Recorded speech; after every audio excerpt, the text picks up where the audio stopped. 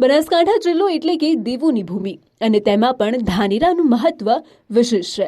અહીં માં બહુચરના પરમ ભક્ત એવા શ્રી લતાદે જ્યોત્સનાદે અને કરીનાદે લતાદે પવૈયા દ્વારા એક એવા ધામનું નિર્માણ કરવામાં આવ્યું છે જે આવનારા સમયમાં લાખો શ્રદ્ધાળુઓ માટે આસ્થાનું કેન્દ્ર બનશે.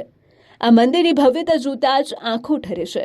આગામી તારીખ અને 25 માર્ચના રોજ આ નવનિર્મિત મંદિરમાં મૂર્તિઓની પ્રાણ પ્રતિષ્ઠા વિધિવત રીતે કરવામાં આવશે. આ મહોત્સવ માત્ર એક ધાર્મિક વિધિ નથી, પરંતુ શ્રદ્ધાનો એક મોટો ઉત્સવ છે. આ કાર્યક્રમ અંતર્ગત યજ્ઞશાળામાં આહુતિઓ અપાશે, વેદોક્ત મંત્રોચ્ચારથી આખું વાતાવરણ પવિત્ર બનશે અને માતાજીની શોભાયાત્રા પણ કાઢવામાં આવશે અને તમામ તૈયારીઓને આખરી ઓપ આપી દેવામાં આવી છે.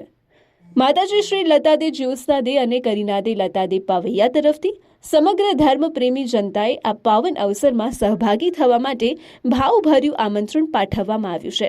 જય માતાજીની જય બહુચરમાં મારી ધોનેરાની મારા તરીચોવીની સર્વ જનતાને જણાવવાનું કે આપણે ધોનેરામાં સોલંકી નગરમાં બહુચર માનું મંદિર બનાવેલું છે. તારીખ 24 ને 25 2 દિવસ માતાજીની પ્રાણ પ્રતિષ્ઠા છે. તો તમને બધાને પધારવામાં ખૂબ ખૂબ તમને નમ્ર વિનંતી કરું છું કે હવ મારા જજમાનો તમે પધારો અને માતાજીના મંદિરની શોભા વધારો. જય માતાજી.